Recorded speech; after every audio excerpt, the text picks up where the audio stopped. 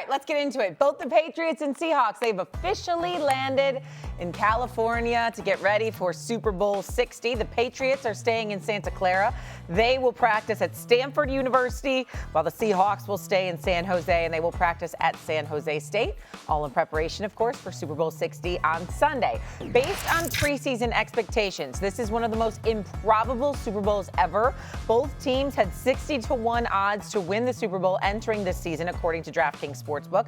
The first Super Bowl between two teams that entered the season with at least 60-1 odds to win the Super Bowl since 1977. It has been a long road for both teams and truly improbable runs for different reasons by both teams. So more impressive run thus far. Would you say it's Seattle or New England, Woody? Oh, I'll have to go with New England Patriots. I mean, think about where the New England Patriots.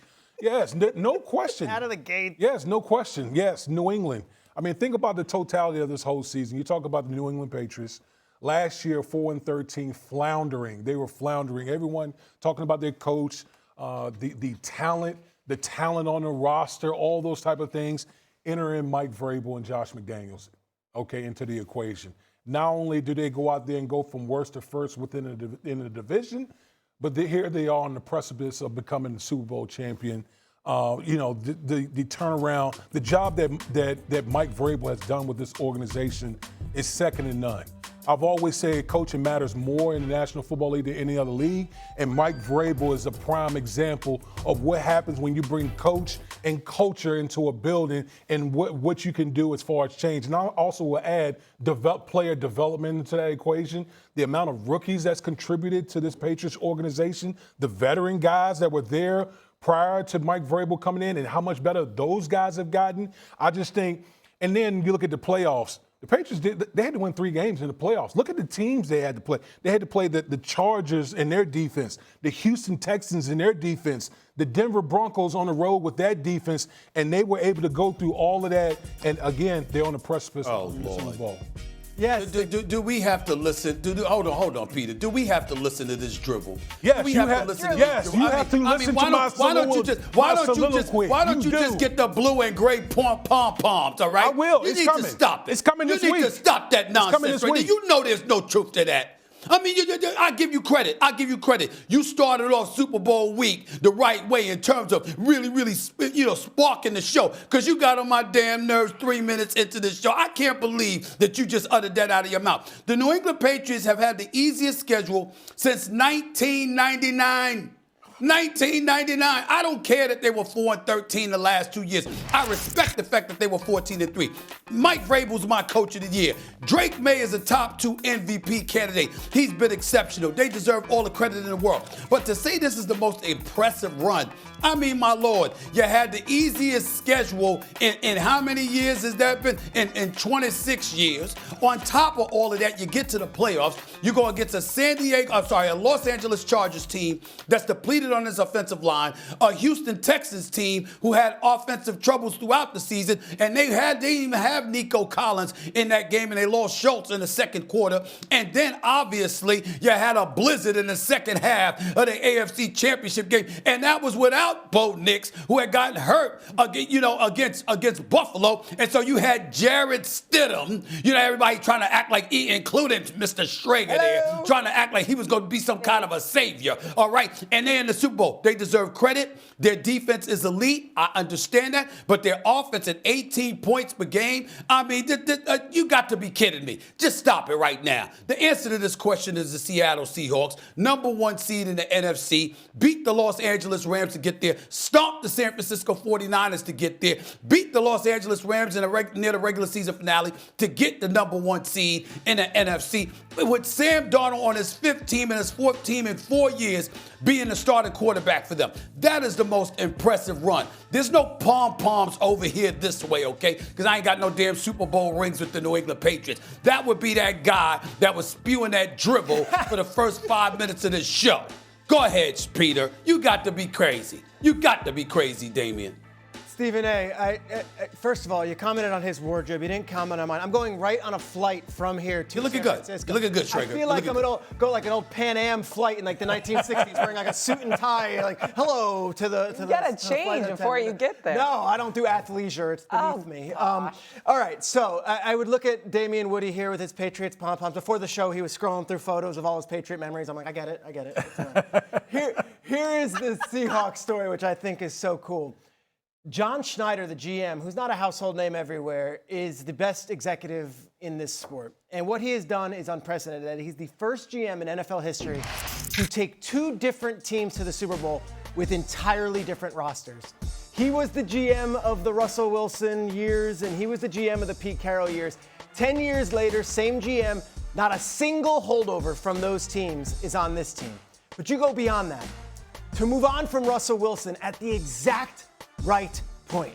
To move on from Pete Carroll, what felt like at the exact right point.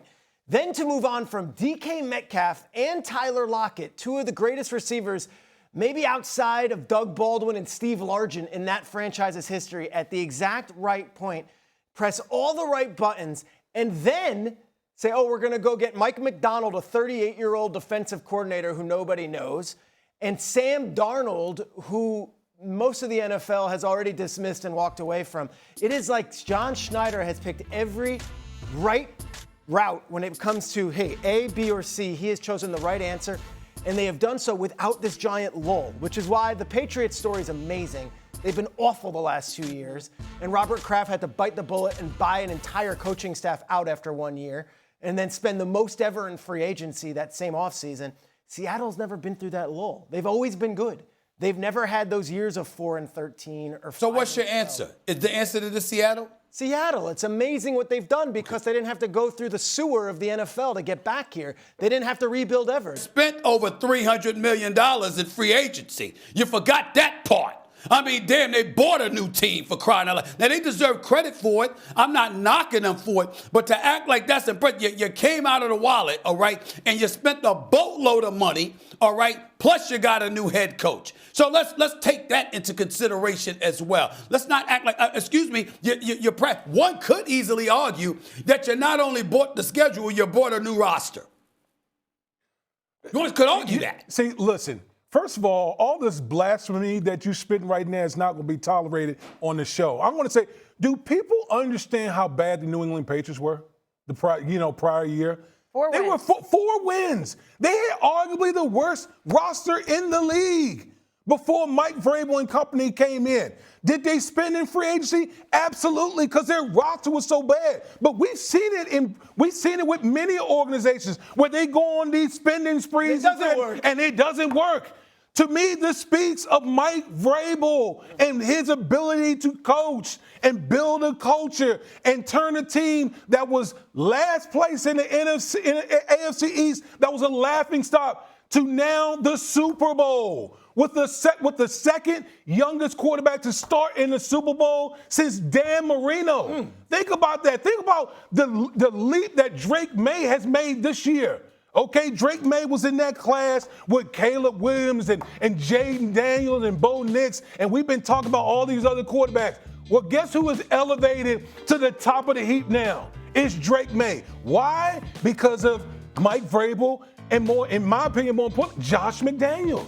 Think about that. Having those guys come in and seeing where this Patriots team is right now, to me, I don't want to hear anything about a schedule. You play who's on your schedule. This is not college football. This is not college football. This is pro football. You play who's on your schedule. Then he brings up. Hold on. You brought up the Houston Texans. You brought up the Houston Texans in the playoffs. I'm sorry. Did the Houston Texans come to the game on like a 10-game winning streak? I'm sorry. Was a lot of people picking the Houston Texans to beat the Patriots in Foxborough? And look at what happened. They got dismantled in Foxborough. So don't give me this stuff about, their schedule is so soft. You just talking. You don't want to listen. You don't want to listen. You scared. You filibustering. You doing what they call filibustering. You just talking. You don't want me to come back at you. You don't want me to come back at you. That's some BS you spewing right there. You didn't allow me to talk. Oh, please. I did no such thing. I'm going to get mine off. Listen. I'm going to get mine off. You getting yours off. You getting yours off. But you got to make sense. When we going off about the schedule, we're not blaming the Patriots for the schedule. We're blaming you. I'm not blaming the schedule. Of course you play the team that's in front of you. I'm blaming you. I'm saying, yo, how you going to ignore that? They're supposed to. You play the schedule that they put in front of you. You go out there and you perform. Major props to Kraft, Vrabel, and the crew. And Josh McDaniels, they all deserve credit. I'm talking about Woody. You are a football analyst. You don't get to ignore the fact that it's the weakest schedule since 1999. You don't get to ignore the fact that their 18 points per game in the postseason is the lowest since 1979. You don't get to ignore that. You don't get to ignore that they spent over $300 million in the offseason and then act like, oh my God, they just showed up and the awful team that they were last year. Those same like a smart organization to me.